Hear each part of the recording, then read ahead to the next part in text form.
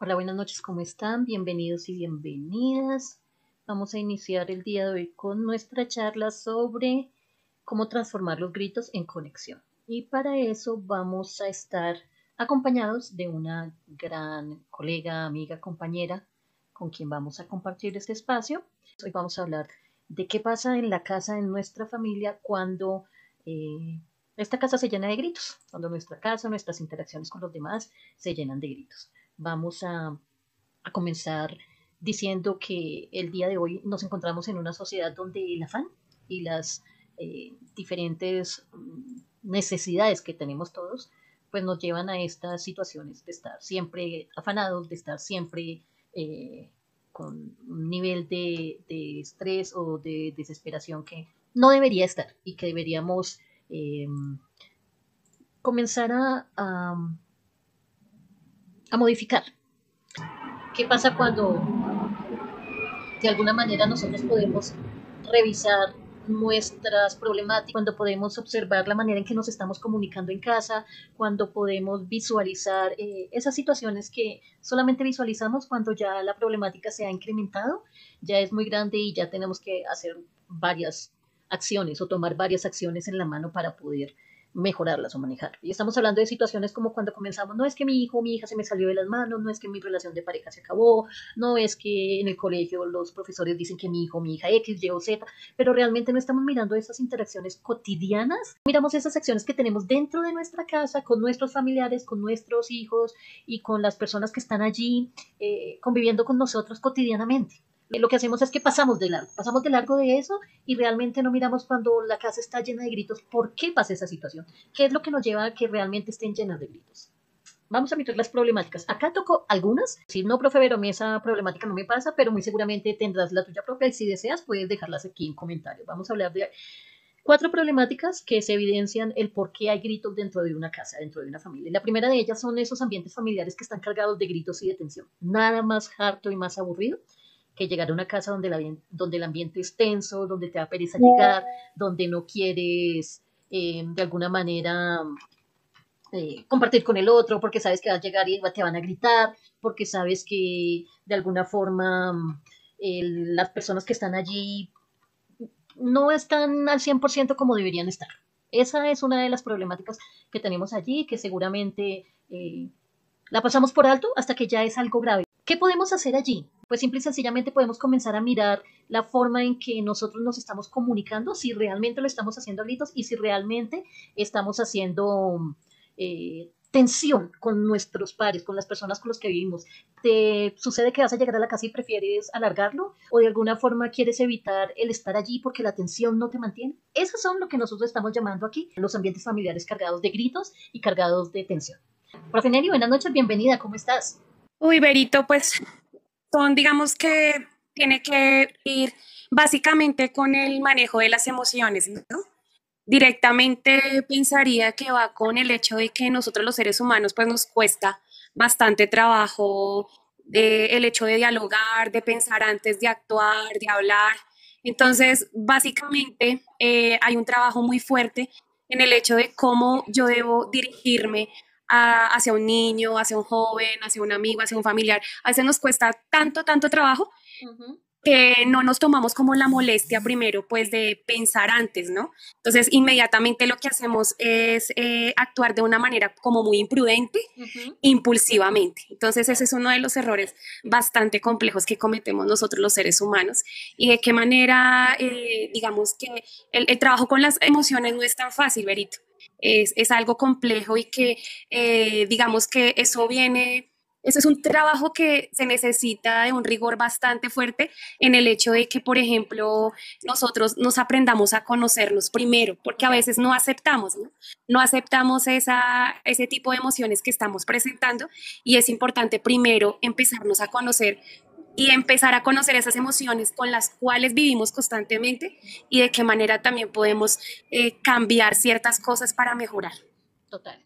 Comparto contigo y eso hablábamos ahorita, que efectivamente eso depende de todos los integrantes de la familia. Una casa que está en tensión y que está con gritos y que está desconectada tiene otra problemática que es la falta de la escucha emocional, que tiene que ver con lo que decías. Definitivamente la escucha es una de las partes más, diría yo, asertivas que puede llegar a tener una relación con otro. Aquí estamos hablando de familia, pero aplica a todas las interacciones que tengamos. Si yo no escucho al otro, si yo no le presto la atención que el otro requiere, pues muy seguramente se va a sentir sin una motivación para interactuar conmigo de una manera asertiva y se termina convirtiendo todo en una problemática. Te voy a dejar la siguiente si quieres. Reacciones impulsivas.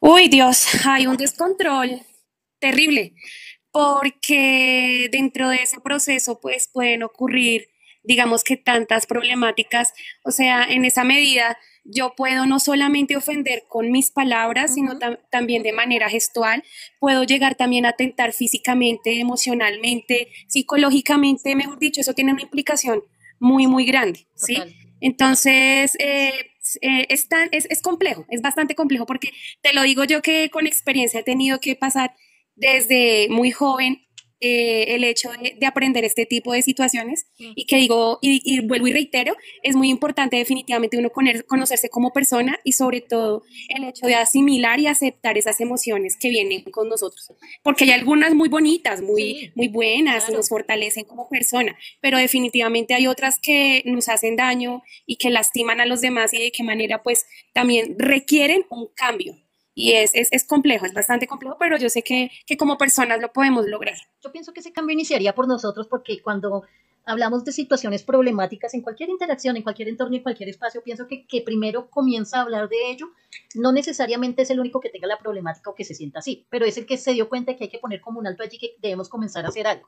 Y si tú te das cuenta, estas problemáticas que tenemos aquí en pantalla, pues están una seguida de la otra. La primera serían esos familiares, esos ambientes familiares cargados de gritos y tensión. Luego estaría la falta de escucha emocional, las reacciones impulsivas, que es la que tú nos acabas de explicar muy acertadamente, y la última que coloqué es ya como el último nivel, que es ese estrés acumulado en adultos y en niños. Cuando no logramos generar un entorno y un ambiente asertivo, de una sana convivencia, no digo que no haya problemas, porque todos tenemos problemas y en todas las familias y en algún momento queremos como acabar con todo, pero tendríamos que aprender. Y eso es algo muy difícil porque uno en el afán y en la cotidianidad no lo ve.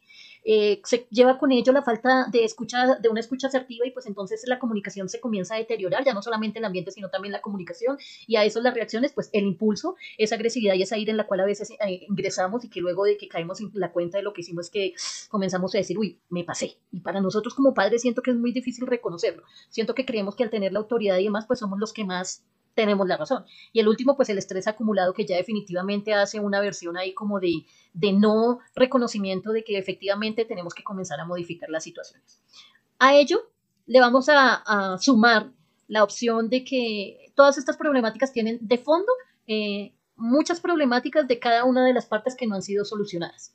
Por ejemplo, el no poder llegar a encontrar herramientas entre las personas que están conviviendo allí en esos conflictos cotidianos, donde no se pueden encontrar estrategias para llegar a generar procesos de escucha y de calma. Eso es algo que yo siento y veo que es bastante conflictivo. Primera dice, No las rutinas aceleradas y poca pausa, Nelicita. Bueno, yo digo que esas rutinas aceleradas las vivimos todo el tiempo, ¿sí?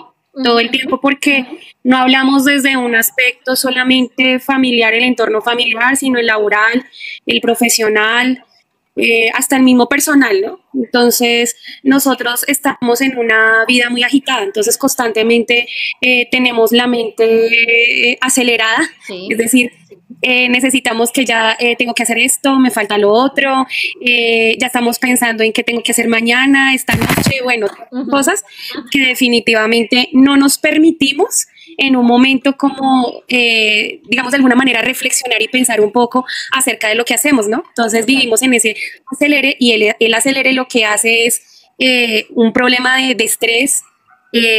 También al mismo tiempo nos frustramos cuando no se logran las cosas por ese mismo afán, ¿no? Entonces no logramos esto y queremos ya inmediatamente lo otro, pero peor aún es cuando queremos que la otra persona también digamos, actúe de la misma manera, ¿no? Entonces queremos que haga lo mismo, que sea rápida, que haga esto de esta manera porque yo lo quiero así. Entonces es bastante complejo, bastante difícil este día a día en el que nosotros pues vivimos y que realmente son muy poco, digamos, el tiempo o que nos tomamos para de verdad pensar y decir, bueno, necesito este tiempo para descansar, para compartir, para hacer otro tipo de actividades diferentes a Ujú. las que hago día a día, a lo que se convierte comúnmente, constantemente lo que hago en el Total. trabajo, en la universidad, en la casa.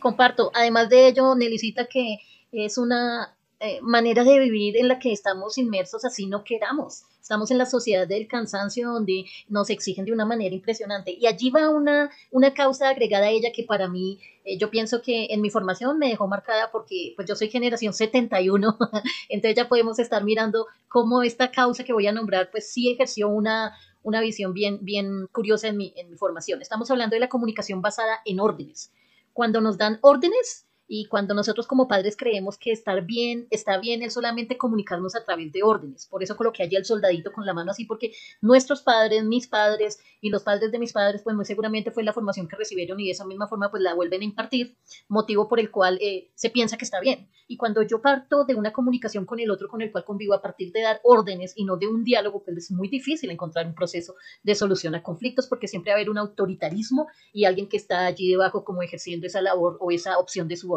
Es muy difícil. Y se lleva muy bien con la siguiente, que es el cansancio emocional no expresado. Cuando yo vivo acelerado constantemente, aparte de eso, estoy en una formación donde soy el que da órdenes, porque si no las doy, si no le grito a mis hijos adolescentes y te digo una y otra vez, o al niño pequeño y otra vez y no, y termino gritando y ejerciendo el rol de sargento autoritario, de mamá cansona o de papá fastidioso, pues llega un momento en que el cansancio físico traspasa la barrera y se convierte en un cansancio emocional no expresado. Y cuando no expresamos, el cansancio físico se evidencia, obvio, comenzamos a tener algunos deterioros fisiológicos, pero el emocional, aunque podemos ver a una persona cansada, no sabemos qué tan cargada puede estar dentro de sí y qué tanto puede llegar a afectarle ese no expresado que tienen allí. Por ello sería bueno que comenzáramos a mirar otras opciones de comunicación, otras opciones de comenzar a expresarnos con el otro. Algo que me decían a mí hace mucho tiempo cuando yo era joven y asistí, madre joven y asistí a unas charlas, es que nosotros nos comunicamos mejor, y es duro, Nelicita, porque nosotros nos comunicamos mejor con las personas que no son nuestros familiares. Me explico. Tú eres, yo soy, y los que estamos aquí somos más familiares, más asertivos, más empáticos con una persona que no conocemos, porque le hablamos de una manera, mientras que estemos en buenos términos, de una manera muy bonita, muy cariñosa, de pronto con mucho respeto y más, y no nos atrevemos a veces a hablarles como le hablamos a las personas que tenemos en nuestro entorno familiar. Eso me parece algo debería ser al revés. Es más, no debería hablársele a ninguna persona en un tono que no sea de un diálogo inadecuado. Estamos en una sociedad que es colaborativa, colectiva, y aunque somos sujetos individuales, pues partimos de una función como comunidad colectiva. No sé qué piensas. Te dejo la última, Nelicita, la falta de normas y límites claros. Con lo que luchamos todos los días. Y lo digo porque no solo porque sea docente, ¿no? Porque Ajá, pues efectivamente estamos en un sistema educativo en donde nos regimos a través de normas constantemente, ¿sí? sí, Lo que pasa es que hay una confusión entre la norma y el acuerdo, sí. ¿sí? Entonces vemos la norma como algo bastante estricto, ¿cierto? Rígido, Uh-huh, uh-huh. que es con lo que los muchachos y nosotros las personas a veces entramos en ese choque, ¿sí? En el hecho de que no me parece terrible, no estoy de acuerdo. Entonces, nosotros a veces no comprendemos o no analizamos que más allá de una norma es un acuerdo, ¿sí? Es un Total. acuerdo de convivencia, es un acuerdo a un llamado a reflexionar, es un acuerdo a mejorar ciertas situaciones. Uh-huh, Es cierto que no solamente para mí como persona, sino para los demás. claro. Entonces, definitivamente en esta sociedad sí debemos vivir con ese tipo de acuerdos, porque si no lo hiciéramos, imagínate el descontrol en el cual viviríamos constantemente.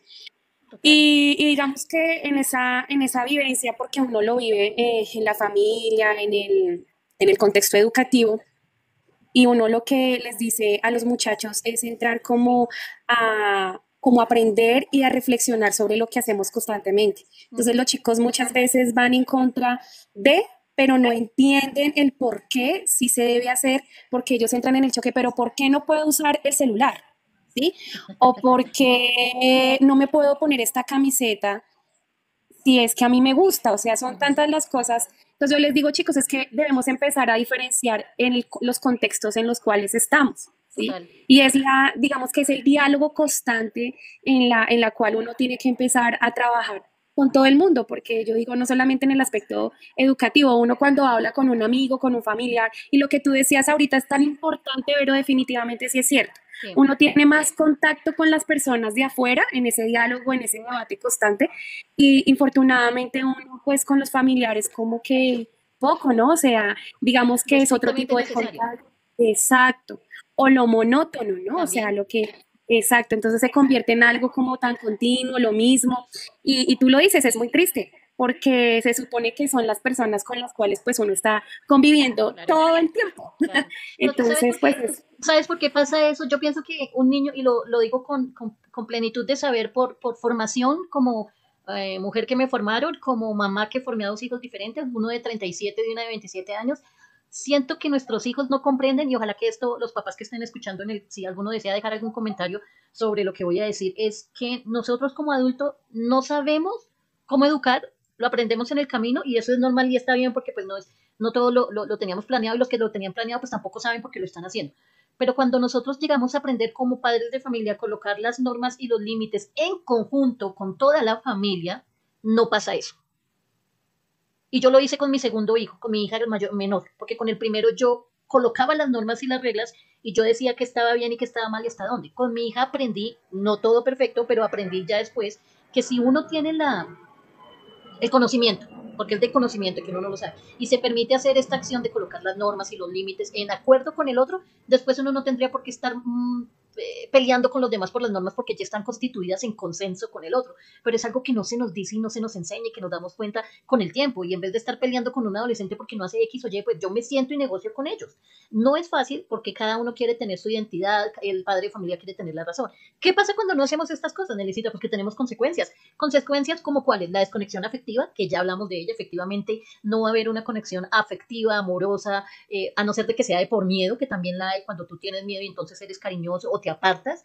Puede haber una autoestima herida que pues deja muchas heridas allá atrás con esa sensación de que eso que me dicen mis padres, que muchas veces nosotros somos horrorosos como padres de familia y como docentes o como adultos frente a los niños con frases que no sabemos el daño tan grande que le están haciendo. Para nosotros decir una frase cuando el niño está pequeñito y uno dice una frase que a uno le parece algo tan normal, ah, es que usted parece bruto, es que no sabe multiplicar, no sabe cuánto es 4 por 5, es que no sabe pensar o qué, que son unas frases que uno repite cuasi como cotorra, pero que no se da cuenta el daño que le está haciendo a su hijo o a su estudiante o al otro cuando tiene esa clase de comentarios.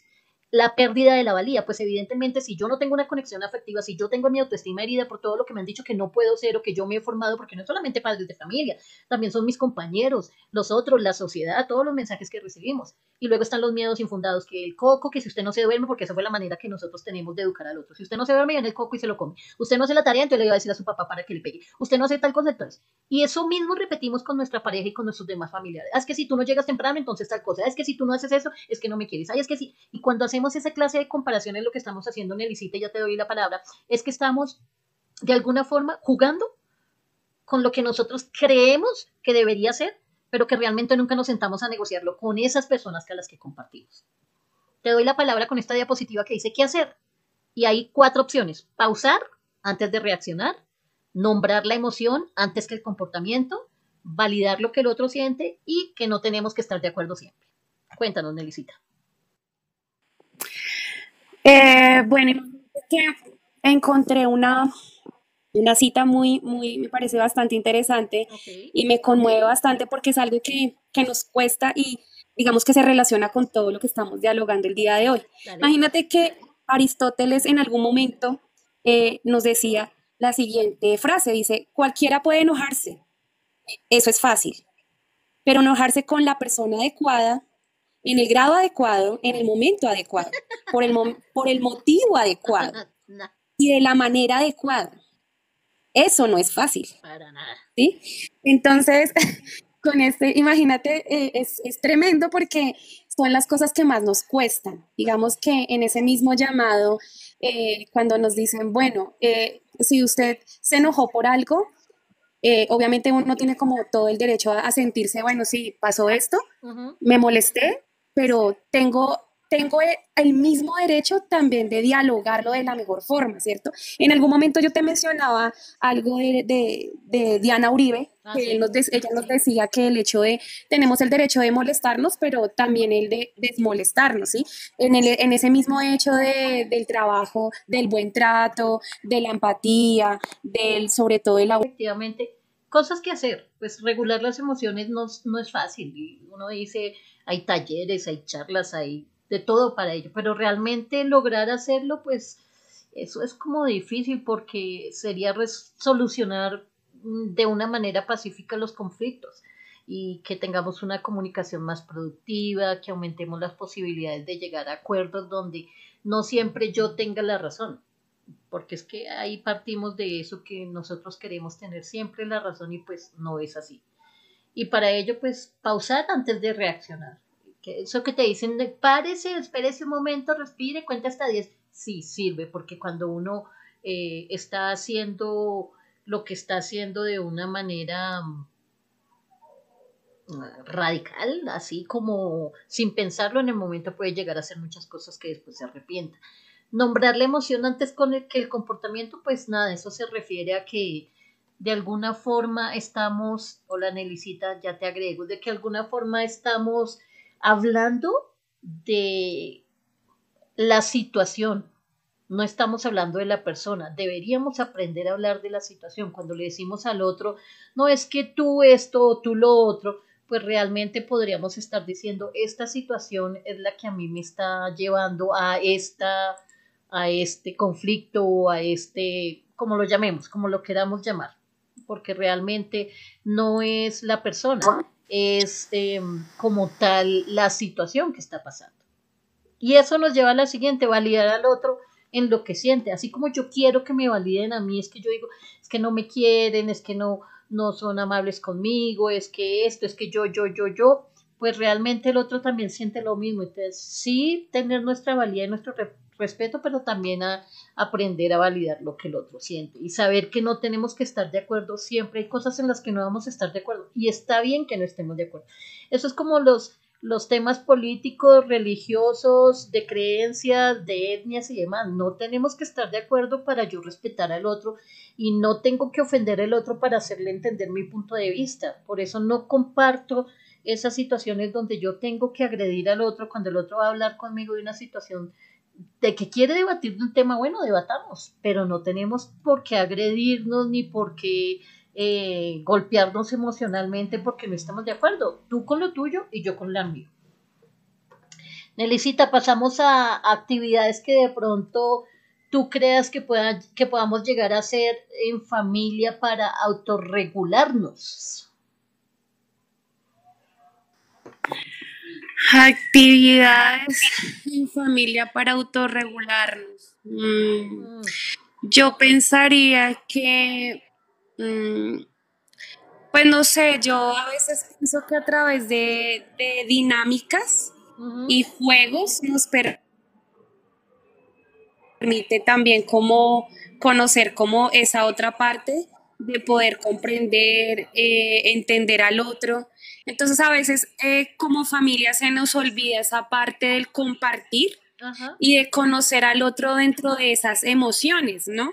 Entonces, yo diría que es básico que la familia se tome ese tiempo especial en ese compartir en casa, que es muy poco, la verdad, que se hace, ¿sí? sí, cierto. Eh, por ese mismo hecho de que las familias constantemente entran en ese acelere, no hay ese tiempo para ese diálogo, para, digamos, el hecho de decirle al otro cómo está, cómo se siente, qué hizo el día de hoy. Ujú, La verdad, poco no lo tomamos, entonces yo diría que es fundamental, no sé, yo sé que no lo hacemos todos los días, pero sí. pienso que una sola vez a la semana creo que es necesario que se realice para que todo este tipo de cosas pues se puedan mejorar.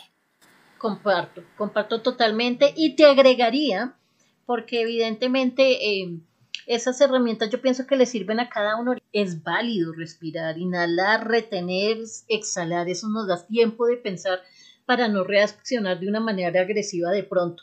También podríamos estar hablando de una actividad que yo llamo el diario express, y es cuando aprendemos a escribir en una tarjetica, en una libretica, la emoción, la causa, la solución de alguna situación que estemos pasando. Ejemplo, con mis hijos no me hacen caso, son adolescentes, no me escuchan, pero la pregunta es, yo los estoy escuchando también, entonces de ambas partes, y escribir eso que yo siento, pero también lo que creo que el otro está sintiendo.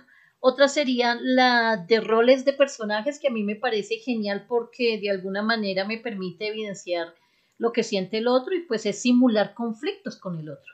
Lo puedo hacer sola, lo puedo hacer, podemos ponernos de acuerdo en familia y conversar y poder generar de pronto actividades con otro que nos lleven a, no sé, a ejercer esas opciones de mirar cómo me ve el otro a mí, simular conflictos donde preguntemos de pronto qué me gustaría escuchar del otro. Hay una película que yo vi hace muchos años, de una familia donde es papá, mamá, una niña pequeña, perdón, y un joven. Y entonces el padre pierde a la esposa, y queda él con la niña y con el muchacho, y alquilan una cabaña, una casa, van a comprar una casa y resultaron comprando un zoológico. No sé si la viste, Nelicita. Y hay una parte de esa película muy linda donde se sientan los dos y le dice el uno al otro, bueno, vamos a hablar, pero no vamos a hablar lo que cada uno quiera decir, sino lo que me gustaría escuchar del otro. Uf, a mí eso me parece fabulantástico, porque podríamos aprender realmente a mirar qué es lo que el otro necesita, escuchando lo que yo quiero. Entonces, por ejemplo, a mí me gustaría escuchar de la profe Nelly, eh, ay, profe Nelly, profe Berito, tengo más tiempo libre para ti. Cuando nos vemos. Entonces, ahí yo al otro lo que quiero escuchar, y de paso el otro reflexiona, y es una actividad bien linda.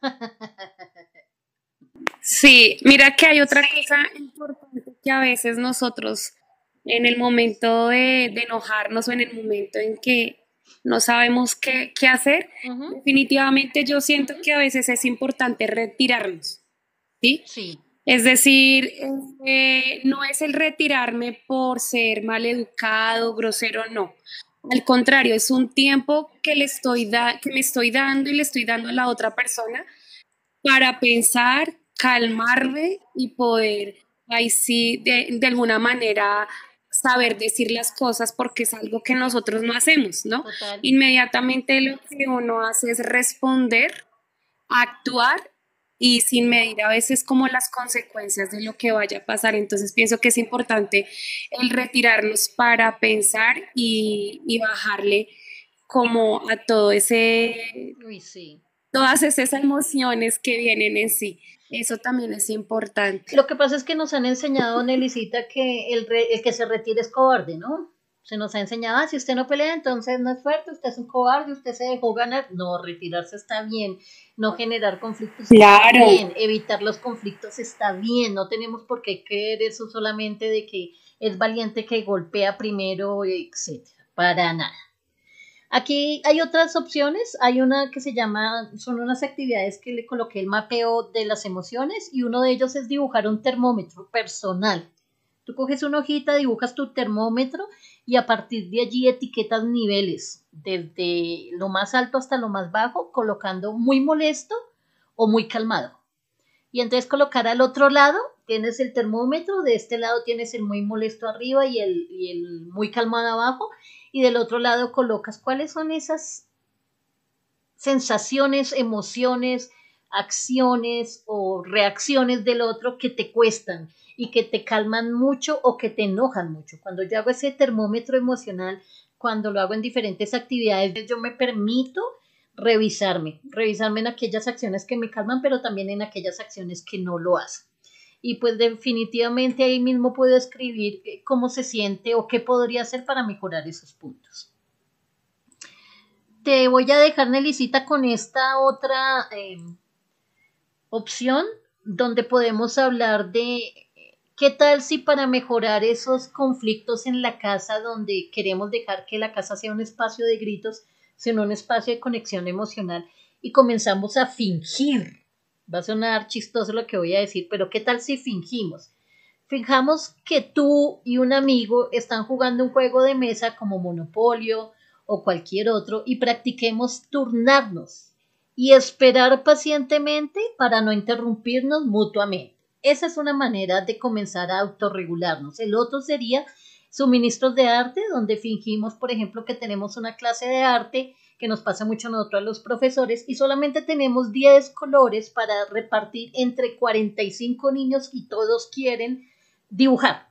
¿Cómo hacemos o qué estrategias podemos llegar a cranear para generar ello? Y la última es el conflicto del aula, donde fingimos que un niño y su compañero de la clase tienen un desacuerdo durante un proyecto grupal en la escuela y tendríamos que darles opciones para ver cómo trabajan juntos, comprometerse y resolver el conflicto sin enojarse. Estos 3 tips de fingir, ¿cómo los aplicaríamos en casa, Nelicita? En la familia. El hecho de desempeñar un rol diferente del otro también es bastante complejo porque tengo que imitar, tengo que representar al otro según su comportamiento, ¿no? Entonces es algo bastante, o sea, difícil, pero al mismo tiempo chévere porque nos permite de alguna manera el ser empático, ¿cierto? Conocer y entender lo que el otro está sintiendo o cómo lo hace, cómo lo percibe, pero al mismo tiempo en ese mismo hecho del respeto y de la construcción que yo pueda hacer para mejorar, ¿no? Entonces, digamos que dentro de esos roles es muy importante que nosotros desde la casa, digamos que empecemos realmente a conocer al otro en todo el sentido de la palabra, ¿sí? No solamente es el hecho, ay, de que porque es mi mamá, entonces ya sé qué es lo que dice mi mamá siempre, que ya sé que mi mamá es la fastidiosa, la cansona, no, no. Definitivamente es entender todo lo que desempeña esa mamá, todo lo que hace y resuelve. Entonces, cuando nosotros empezamos a entender y a comprender ese otro, definitivamente ahí es cuando uno empieza a hacer como ese tipo de construcción y puede aportar y ayudar al otro definitivamente. ¿Sabes qué siento yo, Nelicita? Yo siento que nosotros deberíamos, como padres de familia, que somos quien supuestamente lleva los límites y las normas y demás, y esta pregunta también va para Yurani que me está escuchando. ¿Qué pasaría si ustedes hacen en sus casas y para mí también la simulación o el fingir que son el otro? ¿Qué creen que puede llegar a pasar? ¿Piensan que puede llegar a ser algo divertido o puede llegar a generarse eso en un conflicto? Ejemplo, mamá va a ser papá o papá va a ser mamá o el hijo va a ser el papá, la hija la mamá y los papás los hijos. ¿Qué crees que se forjaría allí?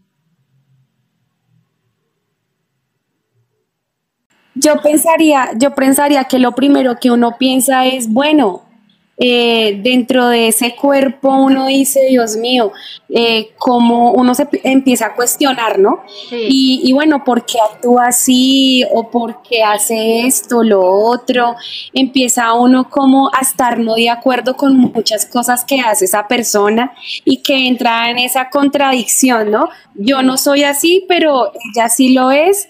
Entonces es algo, uy, no, durísimo, tarea. imagínate eso, es una locura. Pensaría que es Preguntarles. una forma de aprendizaje. Total, total, va a ser un aprendizaje genial para todos, porque ahí nos vamos a permitir evidenciar lo que el otro siente de otra manera, no tanto como desde la palabra, sino desde lo que veo que el otro ve de mí, digámoslo de alguna manera. Terminamos esta charla, Nelicita, con algo que yo llamé el diálogo interno, y es donde se les solicita a las personas que están escuchando que hagan unas tarjetas especiales cuando estén solitos por allí y quieran comenzar a mirar de qué manera yo puedo generar esas actividades que de alguna forma comiencen a modificar eso que al inicio llamamos el por qué hay hogares o por qué hay casas que están llenas de gritos y cómo comienzo a modificar el grito, cómo comienzo a transformar ese grito, ese conflicto en conexiones que realmente me aporten y le aporten a las personas que vivan conmigo y que no necesariamente se quede en eso que, que siempre estamos haciendo porque es lo normal o porque es la ley o porque así se ha dictaminado. Entonces la actividad se sugiere es hacer tarjetas especiales llenas con frases que yo estoy diciendo o que le estoy diciendo a los otros, por ejemplo a mis hijos, a mi pareja, a mis estudiantes, como yo soy esto, o tú eres esto, o porque aquello lo otro, y del lado opuesto le vamos a colocar como la carga emocional que tiene y la manera como yo puedo llegar a modificarlo en algo que aporte más. Eso es algo que podríamos llegar a hacer y generar estas tarjetas como en soportes de ayuda para nosotros para tenerlas allí. Yo me acuerdo que cuando éramos niñas usábamos las memofichas. ¿Te acuerdas, Nelicita, para exponer? Uno era ahí con su tarjetita y demás. Es algo Sí, así con para que las uno fichas pueda cargar. bibliográficas. Ajá. Sí. Pues Berito, yo pensaría que en ese trabajo del diálogo interno positivo que tú acabas de mencionar, digamos que es importante la escucha activa, la atención plena que se debe tener. Digamos que ese tipo de lenguaje corporal es supremamente también muy importante. Nosotros con el cuerpo también expresamos muchas cosas y Ujú. a veces todo eso que expresamos a nivel gestual y con nuestro cuerpo es a veces muy negativo, ¿sí? Entonces Sí. hay que trabajar bastante en lo que es el lenguaje corporal. Hay otra cosa que es importante también y es el hecho de cuando estamos hablando con el otro, es el hecho de no interrumpirlo, ¿no?